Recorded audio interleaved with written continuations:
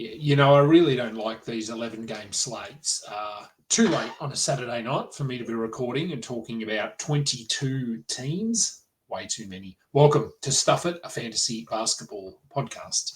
Brought to you as always by FanDuel and part of the Old Man Squad Network. Please go and subscribe. I will keep asking. I will continue to ask and download audio platforms, Spotify, Google Podcasts, Apple Podcasts, wherever. What is the app that I use called? I don't know if other people use what I use. I use Castbox. There you go. Don't know if anyone else uses that, but that's what I use. And I download my episodes. I don't listen to myself, but I download anyway. We're going to go through all 22 teams, all 11 games. We had some returns. We had some injuries. Not a lot of injuries, though. We've been fairly quiet on the injury front of late, which is a good thing. Let's get straight into it, shall we? Because there is a lot to talk about. Let's bring it up. We can make it full screen, can't we? Should have done that beforehand. There we go. The Cleveland Cavaliers, they lose to the Atlanta Hawks, 130-123. Let's start with the Hawks.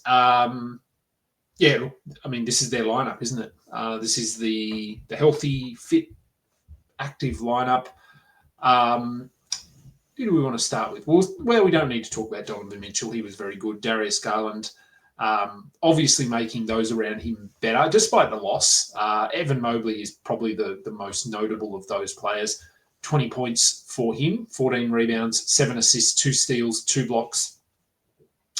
Shot the ball, poorly. I guess we'll say poorly. 7 of 17 from the field, but really good and certainly looks much better with Darius Garland on the floor.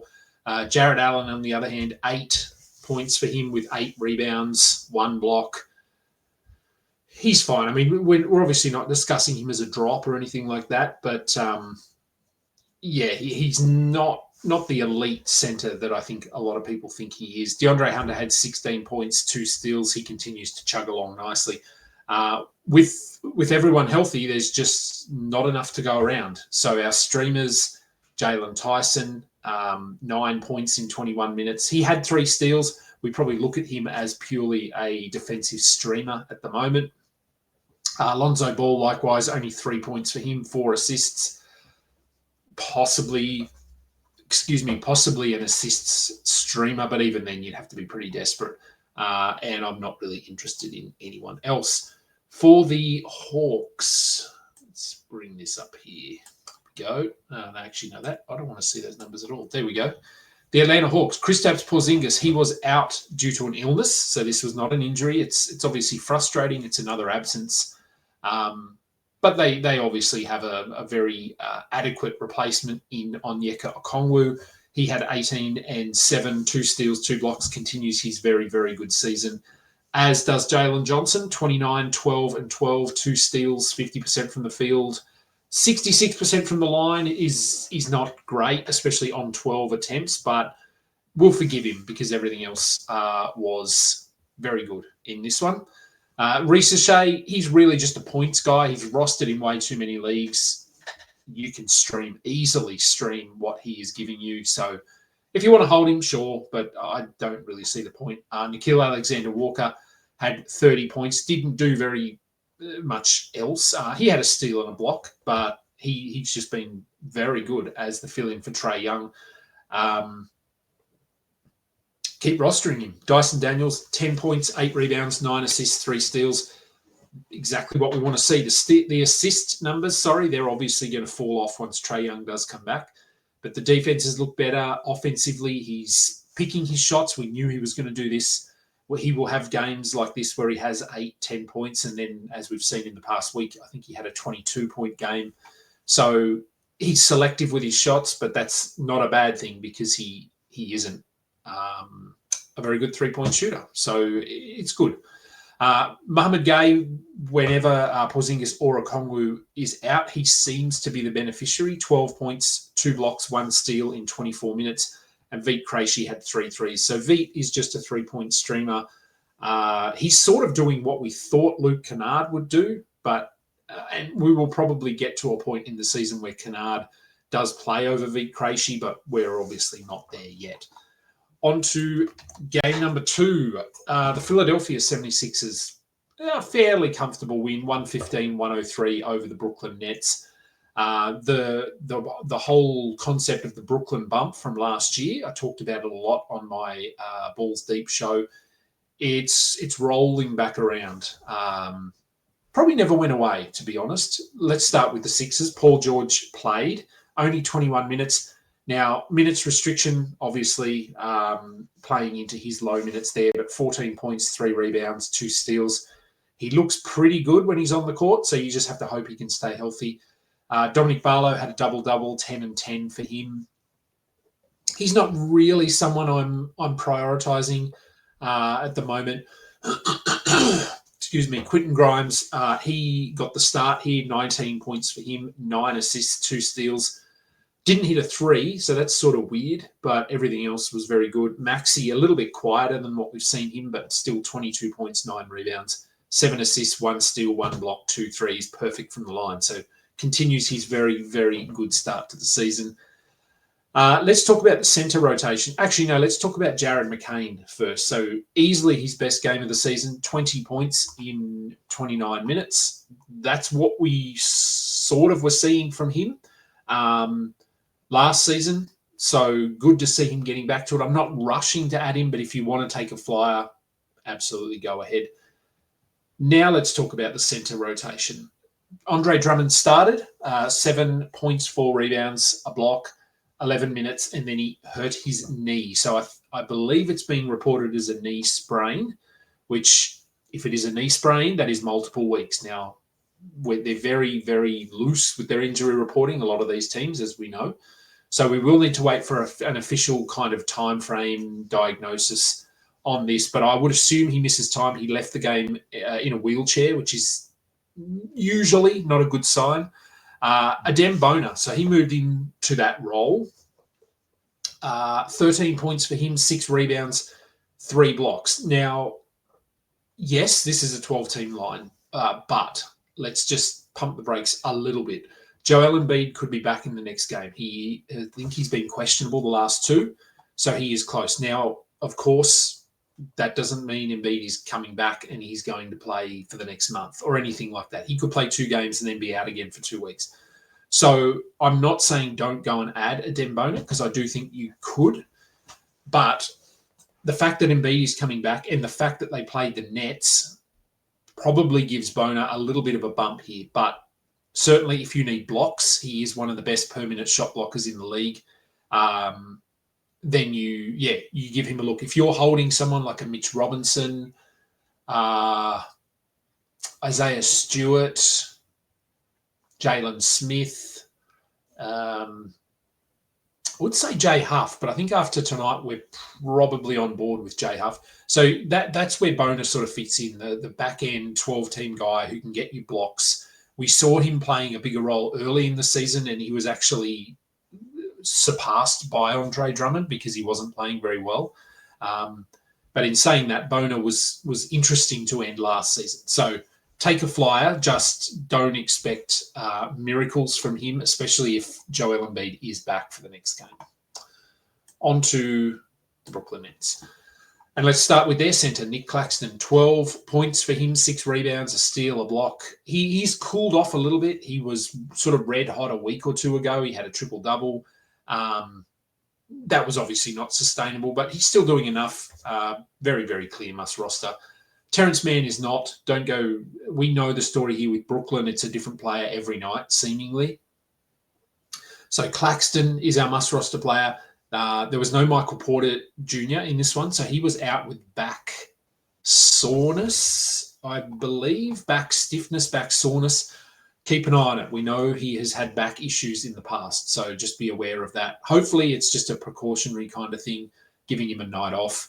Noah Clowney had 16 points. Didn't shoot the ball particularly well, 4 of 14, but did go 6 of 7 at the line. And perhaps more importantly, 2 blocks and 1 steal. Those defensive stats have been coming on in the last 1 to 2 weeks, which is, it's great to see because when his shots aren't falling in the past, he would have finished with 16 points and nothing. But the fact that he had 16 points, 7 rebounds, 3 assists, 2 blocks, 1 steal, 2 threes, make him a very, very clear must-roster player. The minutes are there. The role is there. Yegor German. Is that how we say it? I'm never right on that. 23 minutes for him. 9 rebounds, 5 assists, 2 blocks, 1 steal, 30 minutes. Easily his best game. Again, no Michael Porter Jr. helps. But I don't mind taking a flyer on him. I think he is the guy that they want as their starting point guard. It makes sense. So if you want to get ahead of this, and maybe we talked about this last week about getting ahead of things with him, and potentially you already did pick him up. But if not, if he's available, then I would certainly give him a look. I feel like he's probably been added in a lot of leagues.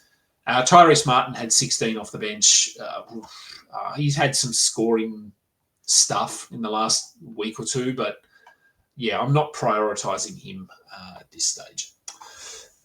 All right, game number 3. The Hornets, a rare win for them. Their 5th of the season over the Chicago Bulls. Let's start with the Bulls. Kobe White continues to play very well, 25 points for him. No defensive stats, only 4 assists, but the points have been very nice, and he's pushing back up in terms of the minutes, 29 of those here. Kevin Huerter started. He had 11 points in 25 minutes.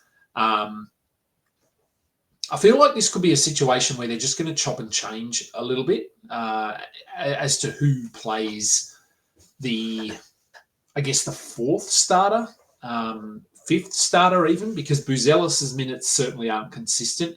Vooch, Kobe White, Josh Giddey, they are locked in for, once Kobe White is back to full health, they're all locked in for 30 plus. Buzelis, he's sort of varying anywhere from 23, 24 up to 30, which he played here. And then that 5th starter, who was Kevin Huerter tonight, 25, Trey Jones actually played 27 minutes off the bench and was much better than him and was on the court to close the game. So I think we hold Vooch, Kobe White, Josh Giddey very clearly. Buzelis, I think he is a fairly firm hold as well. Beyond that, you're looking at Ayo Dosunmu, Trey Jones, Kevin Huerter as sort of the 3 players jammed into a 6th-man role or a 5th/6th-man role. Personally, I like Trey Jones just because I think he is the best fit. Defensively, he gives them something. They're obviously not a very good defensive team. Trey Jones, I didn't say what he had here. 16 points, 4 assists, 5 steals, 1 block. Now, you're not going to get that every night, obviously. And we saw in the previous game, I believe, Ayo Dosunmu had something like 28 points, 26 points in 30 minutes. He had 5 points in 23 minutes here. So you're really sort of throwing the dice on these 3 guys here. As I said, personally, I would probably go Trey Jones, followed by Ayo Dosunmu, followed by Kevin Huerter. On to the Hornets. We had their full lineup. We had Brandon Miller, we had LaMelo Ball, we had Ryan Kalkbrenner. And what did we see? Well, let's start with Con Knipple because he has been obviously phenomenal in his rookie season, and we're sort of waiting to see what his role, what his usage looks like once they are healthy. And what do we determine here? Look, I think he's obviously a clear hold and will be for the rest of the season. The minutes are locked in. He is 30 plus, 32, 34 plus. He had 32 in this one, only 12 points, but he shot the ball poorly. And this was always going to happen. He was shooting above himself for a while there.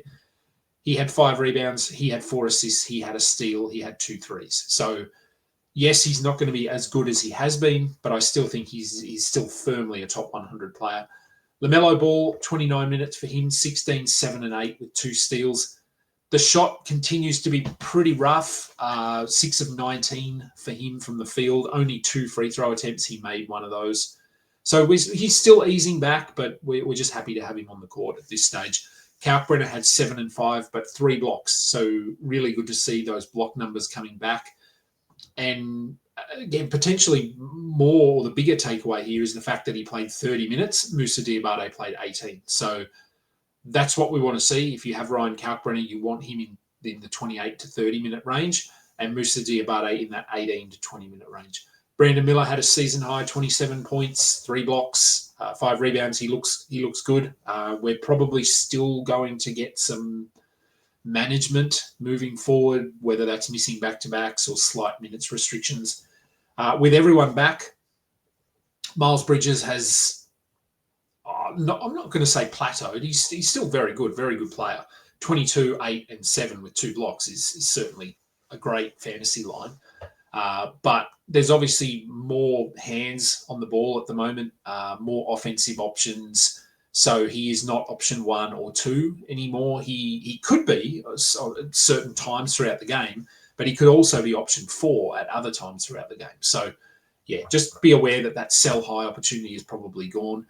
Moussa Diabate had 4 points in his 18 minutes, but did have 8 rebounds and 2 steals.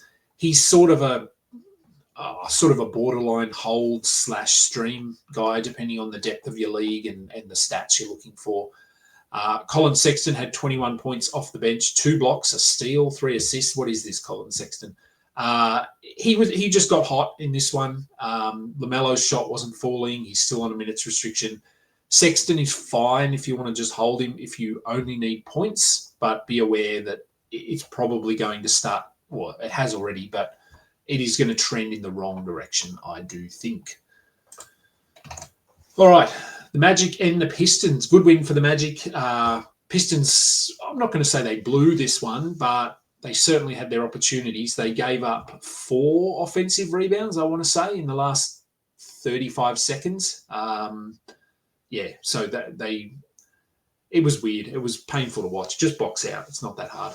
Let's talk about the Magic because there isn't that much to talk about. Anthony Black, keep rolling with him, 16 points off the bench. There will come a point, I'm fairly certain, where he will be a drop or close to, but we aren't there yet. Suggs had 14 points, 4 steals. His season continues. Desmond Bane has obviously turned things around in a big way. No Paolo helps, so Paolo could be back this week, which is going to impact Desmond Bane. So maybe this is a sell-high opportunity if you think you can move him for a top 40 player. Franz Wagner was fine. Tristan da Silva, maybe he's a soft hold until Paolo is back. Once he is back, I think we can move on from da Silva. And Wendell Carter had 8 and 11 with a steal and a block. He's doing enough, and as I've said multiple times, no one is coming for his minutes. Let's move on to the Pistons. Some weird minute splits here. We'll start with Asar Thompson, only 23 minutes for him. He was in foul trouble, though. Their bench was just terrible. As you can see, if you're watching along, the plus-minuses there for the starters were all, other than Duncan Robinson, they were all plus 15 or better in a game that they lost by 3. So that sort of tells you everything you need to know about their bench. So Asar, foul trouble, it's frustrating. I know we sort of, seems to be an excuse every game for him, but I'm going to stand pat on this one and continue to hold him. Cade Cunningham had 39 points, 13 rebounds,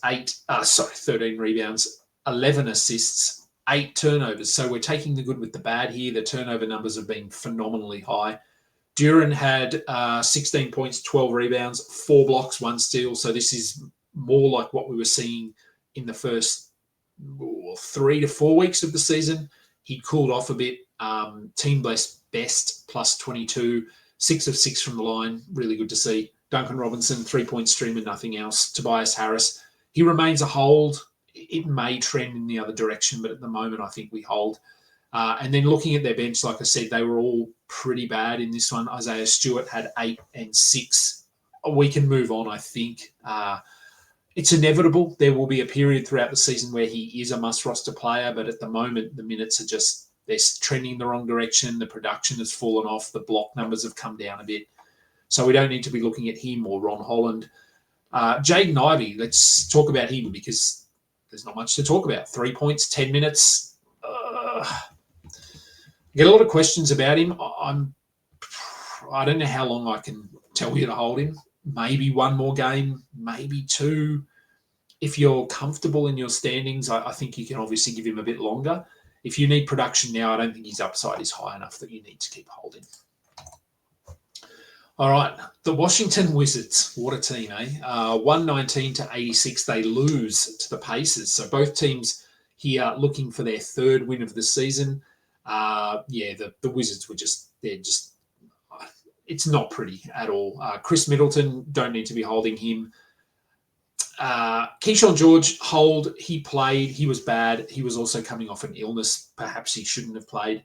Alex Sarr, very good again. CJ McCollum, after his 40, what did he have in the last game? 46. He had 11 points on 5 of 13 shooting. So this is the CJ McCollum story this season. Very up, very down. Hold because of the upside of what we saw last week, but this is the downside of what can happen when you play on a team that doesn't care. Bilal Coulibaly had 11 points, a steal, a block. Didn't shoot the ball terribly. He's sort of a soft hold, I guess, just because he is starting and playing 30 minutes. And then beyond them, it's pretty ugly reading. I have to scroll down here to get through their whole bench. But Cam Whitmore, I've talked about him. I don't like him at all. Not interested. Vukcevic, I would love for him to play more minutes, but it just doesn't make sense at the moment with the way that Alex Sarr is playing. I think we probably get to some point in the season where Vukcevic will be an ad. We aren't there yet. Justin Champagny, likewise, there could be a period down, because we saw it last year, where he steps into a bigger role. But at the moment, I'm just not interested in anyone on this bench. For the Pacers, that doesn't look right. There we go. I'll have a drink. Easy win. They were able to ease back on their starters in a good game, not in a bad game. Siakam, very good. Jarris Walker, he cooled off 23 minutes, 10 points, 7 rebounds. He'd been playing quite well. I don't think he's a must-roster player, though. Jay Huff, on the other hand, 12 points, 6 rebounds, 4 blocks. Now, the minutes were down here, only 22 of them, but part of this was likely the blowout. I also don't think he's going to start and be a 30-minute-a-night player. I think he probably maxes out at about 25 to 26, but he's been blocking shots, he's hitting threes, so I think you have to roster him at the moment. There was no Andrew Nembhard in this one, so Ben Shepherd moved into the starting lineup and gave us nothing. Don't need to add him. Mathurin had 20 points. Isaiah Jackson moved back to the bench and didn't really fix anything. 10 points, 2 rebounds. The 2 steals are nice. Don't need to be holding him. Or Jeremiah Robinson-Earl, who played a lot of minutes and had 11 rebounds, but we're not prioritising him there. TJ McConnell, though, we'll talk about him. 14 points, 8 assists, 4 rebounds, a steal and a block, 7 of 9 from the field, all in 19 minutes. He had been 24 minutes prior to this, 2 games, I think. Obviously, the result here impacted his minutes. He is a hold at the moment. And that was a pretty quick one. I like quick ones. Milwaukee, they fall to the Bucks. The Milwaukee are the Bucks. They fall to the Knicks, 118-109. We will start with the Bucks. Giannis returned. He was on a bit of a minutes restriction, so only 28 for him, but 30 points, 15 rebounds, 8 assists, 1 steal. Didn't hit a 3. 10 of 14 from the line is fine for Giannis. It's not perfect, but it never is. And obviously with him back, we saw the regression for Miles Turner, 10 points, 3 rebounds, 2 blocks and a steal. That helps, but 30% from the field. He certainly looks a lot better when Giannis isn't there, but unfortunately that just doesn't happen too often. Hold him, but there was potentially a small sell-high opportunity that is gone. We had Kuzma move back to the bench. Gary Trent got the starter. I don't know why, 3 points. AJ Green, I'd rather him over Gary Trent. I think he had 6 threes. Gary Trent had 1. But then you just send him back to the waiver wire. Ryan Rollins, again, with Giannis back, he cooled off a little bit, but still had 13, 5, and 6 with 2 steals, 2 blocks. Continues his breakout season. Kuzma had 20 points off the bench, 4 rebounds, 3 assists, 2 steals. Always love to see that from Kyle Kuzma. And 4 threes in a very Kuzma fashion. At one point, he was 8 of 8 from the field, 4 of 4 from 3, and missed both his free throws. That's the most Kyle Kuzma line ever. Bobby Portis, what the hell, 3 points. With Giannis back, we move on from old mate Bobby Portis there. The New York Knicks. Still no OG. Yeah, he's getting closer, but we're not there yet. Mitch Robinson remained on the bench, which meant Josh Hart started alongside Miles McBride. Josh Hart, he's rolling right now, so enjoy this. Try and move high, sell high if you can. Poor game for Cat. Didn't matter. 9 points, only 8 shots. This was what he used to do at Minnesota. If you remember back a couple of years, there were nights where he would only shoot the ball 6 or 8 times for whatever reason. Just an anomaly. Mikal Bridges, also not his best game. 14 points, 2 steals and a block. He's been really good. What he was doing early in the season is likely unsustainable. Jalen Brunson had 37 points. Isn't giving us a lot else outside of points and threes, but you still love 37 points from him. McBride had 19 points in a start. We're rostering him at the moment. There's no Landry Shamet coming back.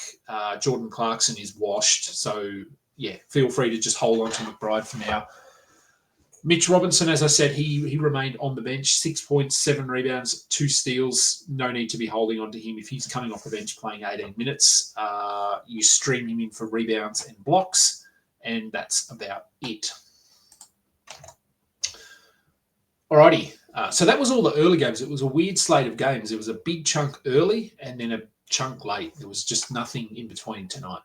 And that's probably a good segue into FanDuel. As always, this show is sponsored by FanDuel. The website, sportsbook.fanduel.com. Head over there. All of the in-game betting, no games on at the moment, but when a game is on. And there is an early start tomorrow, 5 p.m. Eastern, I believe. So, if you're enjoying your Saturday and you want to lay some money down, go ahead, head over to the website. And if you want to look ahead, awards, over, under, team wins, head to sportsbook.fanduel.com. All right, the Phoenix Suns, they hung around here. They tested the Oklahoma City Thunder, which says a lot about both teams, I think. The Thunder obviously are the team to beat at the moment, and they were challenged and they won. Phoenix have been surprisingly good, 12-8 at the moment, so 12 wins, 8 losses. And they've been competitive in most of their games, as you can see, even in this one here against the top team. And they don't have Jalen Green yet. For the Suns, let's start with them. Dylan Brooks, that red-hot shooting, we knew it was going to cool off at some point. 6 of 18 from the field, but still finished with 19 points. He had 2 steals. We roster. Royce O'Neal had 11-7. He's sort of doing just enough to be rostered. I think once Ryan Dunn is back, that potentially changes, but for now, hold. Mark Williams, not his best night, 13 and 14 is fine, but not much else, or actually nothing else outside of that. Devin Booker, the shooting continues to struggle, 5 of 13 for 21 points. He had 8 rebounds and 6 assists, a steal, a block. So other numbers are good. The shooting will come around at some point, so just enjoy that when it happens. Colin Gillespie, all right, 24 points for him, 4 assists, 3 rebounds, a steal, 6 threes. Sure.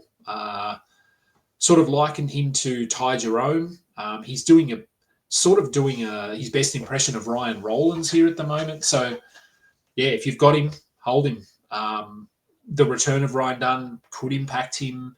The eventual return of Jalen Green will impact him, but for now, he's fine.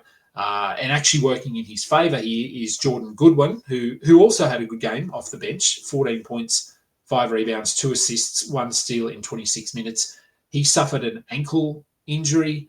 Now, there was supposedly he was fine in the locker room, but as we know, ankles can flare up overnight. So just keep an eye on that. There's a chance that he misses a week. It's obviously not too severe, but could certainly miss a week, maybe 2 games, which obviously helps Colin Gillespie because it removes a little bit of their guard depth. Outside of those guys, nothing. Let's move to the Oklahoma City Thunder, who welcomed back Jalen Williams. 11 points for him, 8 assists, 2 steals, 1 block. Shot the ball poorly. That's to be expected in his first game in, since June? It's been a while. 29 minutes, though, that's very encouraging. This was a wrist injury, so obviously his endurance, his cardio should be fine. But what we wanted to see was what did his return do to all of the other players? Not named Shea, obviously, because Shea is fine. There was no Hartenstein, Isaiah Hartenstein in this one. He was out. So we got a little bit more of Chet Holmgren at centre, 23 points for him, 8 rebounds. No steals or blocks, that's a bit of a kick in the nuts if you've got Chet on your team. But you take the 23 points. Lou Dort, hopefully no one was holding him, and if you were, you can absolutely move on now. He did have 3 steals. That's really all you should view him as, is a stream option. Likewise with Cason Wallace, he had 1 steal. Did have 14 points, 2 threes, shot efficiently, but played 32 minutes. So that is very encouraging, the 32 minutes. If he was going to stick at 32 a night, I think he's probably a hold. But we've seen it fluctuate. It goes down to 26, 27. So, yeah, soft hold, certain situations is fine. AJ Mitchell, only 5 minutes for him. He suffered an injury. What was the injury? Hang on, I've probably got it open here. Here we go. AJ Mitchell. Where are you, AJ Mitchell? A knee injury. That's right. So suffered a knee injury. So we don't get a really good look at what his role is here, but I have a feeling he is going to trend towards a drop, considering Aaron Wiggins will also come back at some point. So the AJ Mitchell train has been fun. We were all aboard, and now I think we're going to slowly depart that train. Likewise will be for Isaiah Joe, who is really just a 3-point streamer anyway, and Alex Caruso.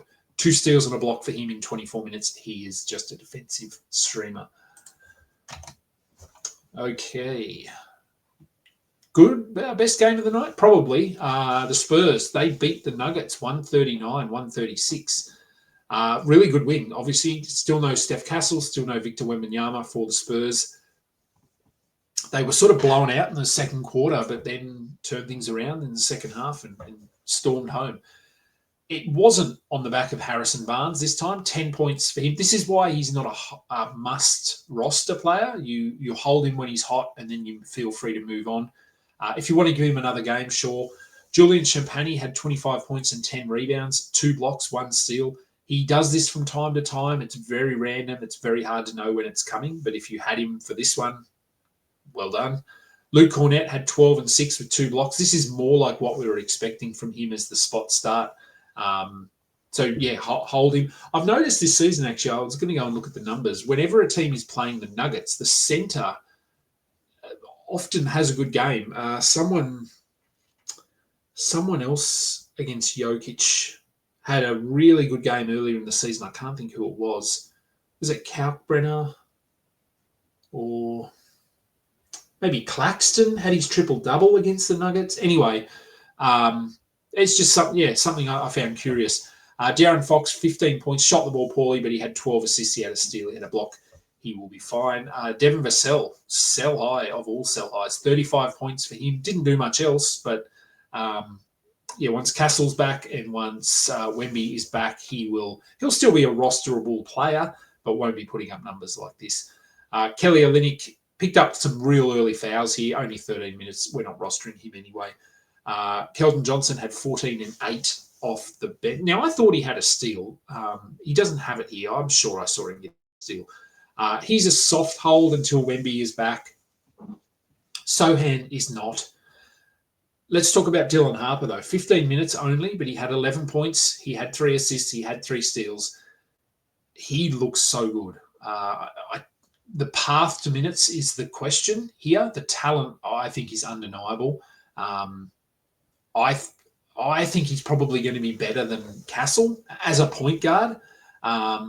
It's hard to know where he fits.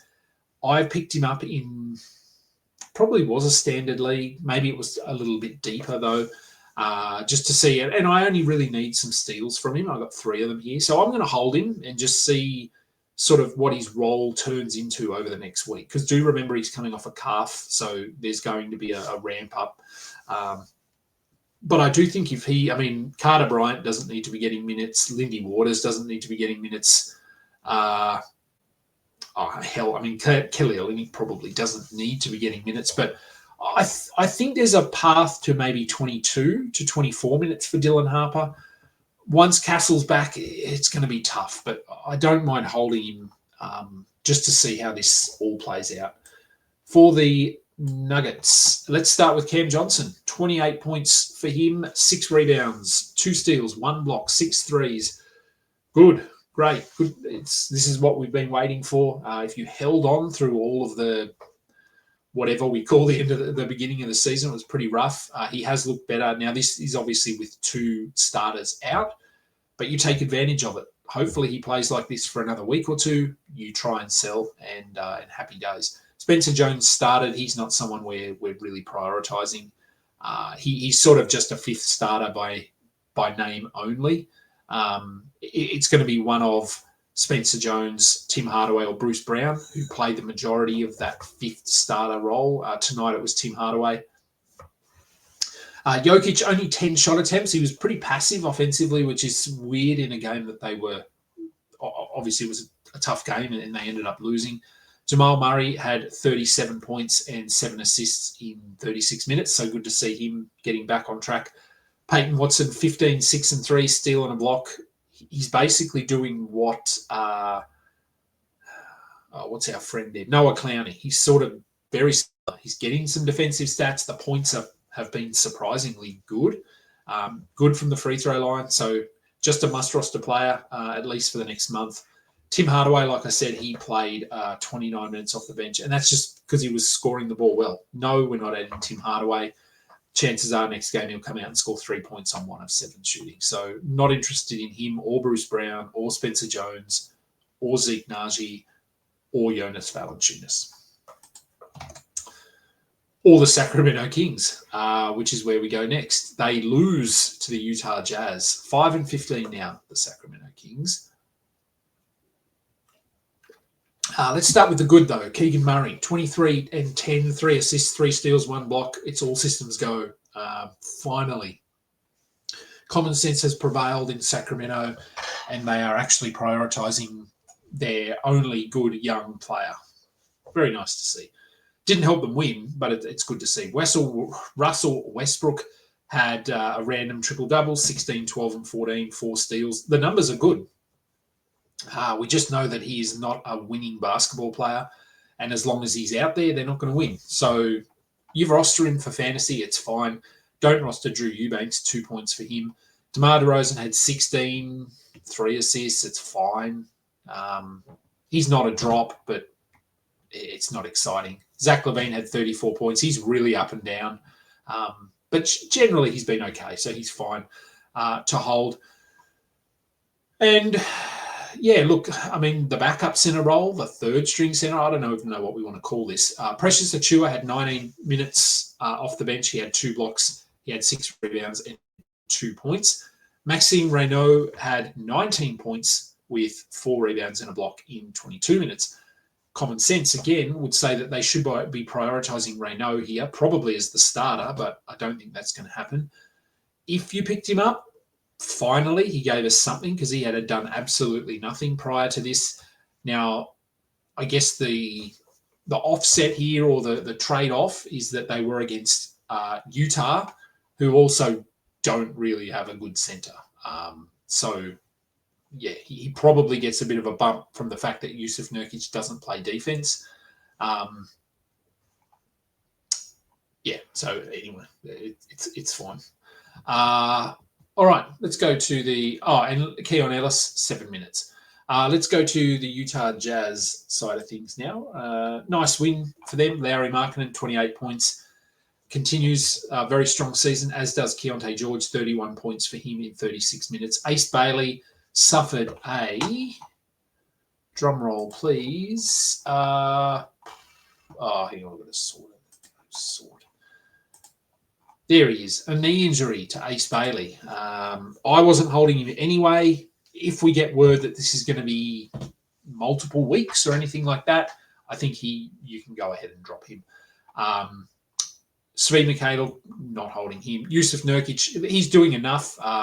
Weird stat lines from him seemingly on a nightly basis. 9 points, 11 rebounds, 9 assists, 3 steals. Just strange numbers. But obviously a hold. Bryce Sensabaugh, so with no Ace Bailey, he played 28 minutes, 20 points, a steal, a block, 2 threes. This is what we saw from him in the preseason. This is why I thought he was a good late-round target. Go and pick him up. If Ace Bailey is going to miss time here, I would just grab Sensabaugh and see what happens. Because if he can get hot, if he can get his confidence up, then he can be a 17, 18 point per game scorer. Isaiah Collier, 7 assists in 24 minutes. He is just really an assists streamer. Filipowski still not doing enough to be rostered, 8 and 7 for him in 21 minutes. We will get there. He'll be the starter at some point, but we're not there. Or when we're seemingly not even close. We're almost done. The Dallas Mavericks, they fall to the Los Angeles Lakers. Now, it was closer than 10 points. They were within about 2 or 4 points with 3 minutes to go. So this was closer than a 10-point game. Let's start with Anthony Davis, though. He did return. He was on a minutes restriction, and he has already been ruled out for tomorrow, or you'll be listening to this, so it'll be today, but ruled out for Saturday, which that was always going to happen. 12 points, 5 rebounds, 5 assists, 3 blocks. Good to have him back. Obviously far from his best, but still just nice to have him out on the court, and he looked pretty good. PJ Washington had 22 and 9. Now, interestingly here, there's some sort of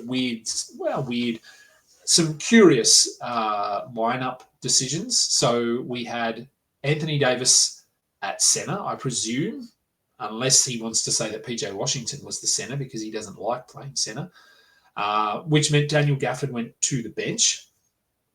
Daniel Gafford had 5 points in 17 minutes. Now, if you're holding him, continue to hold because Davis is out tomorrow, Lively is out tomorrow. So Gafford will probably start.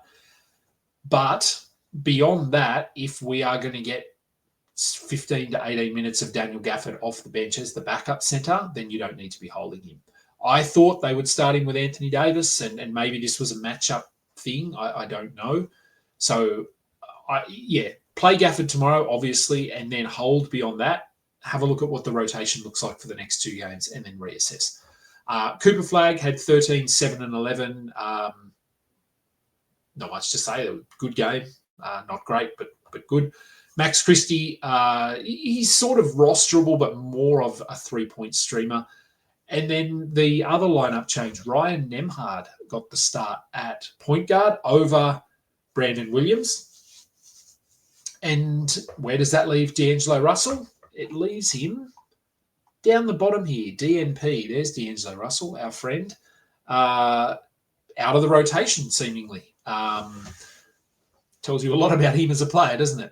So obviously, if you're holding D'Angelo Russell, which hopefully you weren't, you are safe to move on. But the question that I have already had and will continue to get is, are we picking up Ryan Nembhard and are we dropping Brandon Williams? I think the answer to are we picking up Ryan Nembhard is sure. I don't think you have to prioritize him. He did have a fairly good line, 17 points, 4 assists, a steal, 3 threes.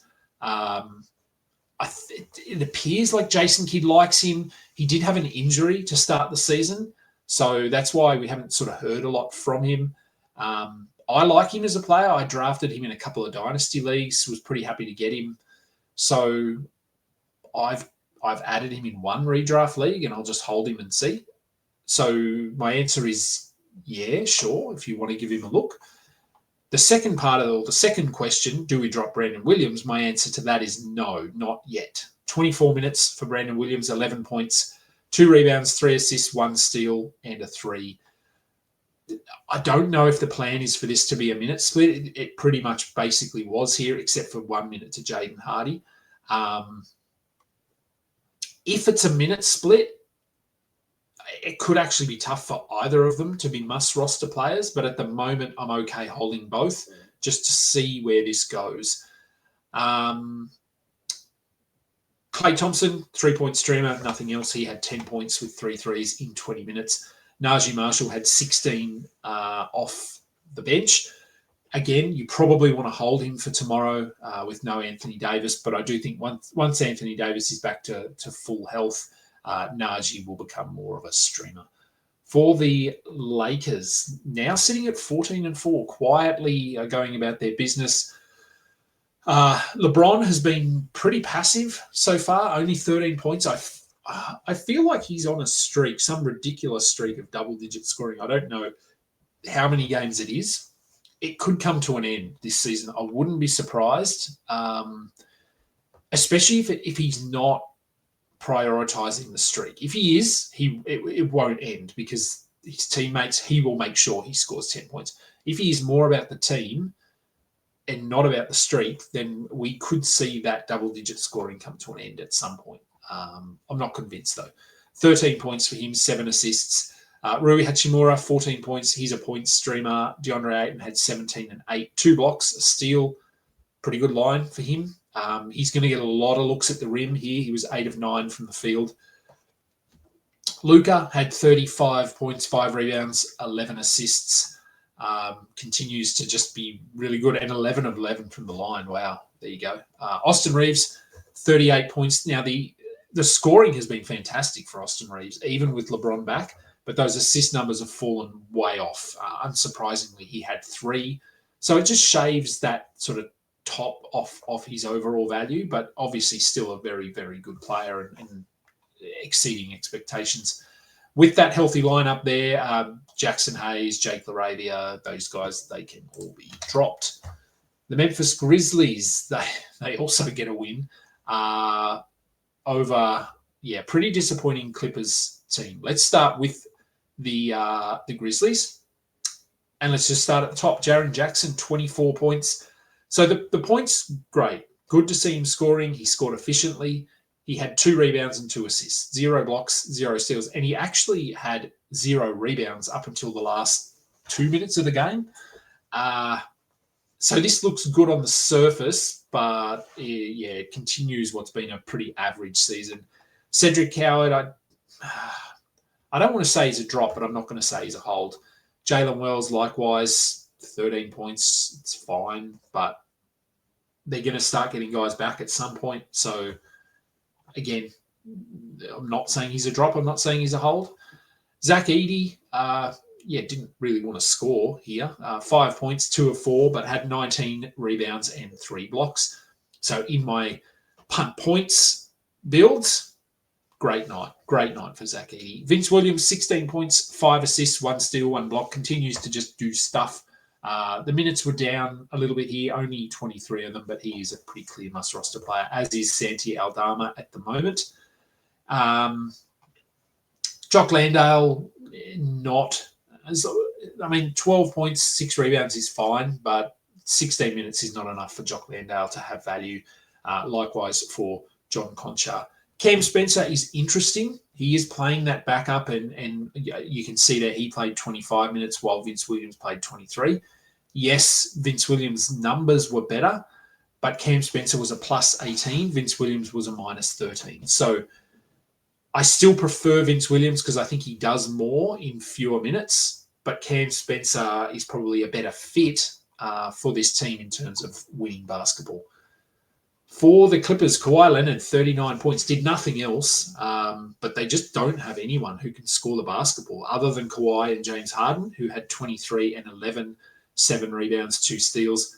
Those guys were both fine, but everyone else, Zubats has his nights, but this wasn't one of them. 9 points. The 12 rebounds are good, the 2 blocks. He's obviously not talking about dropping or anything like that, but just his offense is somewhat sporadic. John Collins is terrible, 10 points, 7 rebounds. Look, probably a hold because of the 33 minutes, but I'm pretty glad I don't have him on any of my rosters, so I'm not having to make that decision. Chris Dunn, I talked about him, the fact that he's been doing nothing, and then as soon as I drop him, he will have a huge night. And he didn't have a huge night, but he had 5 steals. He had 11 points. He is just a steals streamer. And then, the corpse of Chris Paul and Nick Batum. And, look at this bench. God, it's depressing, isn't it? I don't even want to look at it anymore. Let's go to the next game. Oh, that's all the games. Okay, well, I'm glad. Let's end on the negative that is the Los Angeles Clippers. All right, that will do. That is all 11 games. Still a few games tomorrow, I believe. Let's have a look how many. Saturday. 1, 2, 3, 4, 5, 6, 7, 8. good number of games tomorrow. We do have an early one, 5 p.m. The Celtics take on the Timberwolves. Then we have a 6 p.m. game as well. The Hornets play, so just be aware, LaMelo Ball, Miles Bridges, LaMelo Ball and Brandon Miller, both, I would say, 50-50 for tomorrow. I would actually, let's go Brandon Miller 60-40, LaMelo 40-60. So I think there's a chance Miller plays. LaMelo, I'm not so sure. Who else have we got? The Bulls and the Pacers, the Pistons and the Heat, the Nets and the Bucks. So Giannis, just keep an eye on Giannis for tomorrow. There's a chance he doesn't play, and they do play the Nets. So that Brooklyn bump. If I talked about Bobby Portis, maybe you hold him for tomorrow just in case Giannis does miss time, because Portis could come out and score 20 against this Nets team. So, yeah, just be aware of that. The Pelicans play the Warriors. We're keeping an eye on the Derek Lively, Eve Messi, Jose Alvarado, Jeremiah Fears situation. No Steph Curry, obviously, for the Warriors tomorrow either. The Nuggets and the Suns both back up after games tonight. So we'll keep an eye on the Jordan Goodwin injury and what that does for Colin Gillespie. The Mavericks also play the Clippers, so two more teams that played tonight. The Mavericks will be without Anthony Davis, so Daniel Gafford, Najee Marshall. And for the Clippers, Kawhi, unlikely to play tomorrow. So, God knows. Someone, Kobe Sanders, James Harden scores 50. I don't know. Good luck if you're the Clippers. All right, that will do. I'll get out of here now. Let you all get out of here. Thank you, everyone, for watching. Remember to go and subscribe. Please do that and download the audio versions of this show. I'm Adam King. This has been Stuff It, a fantasy basketball podcast. We are done.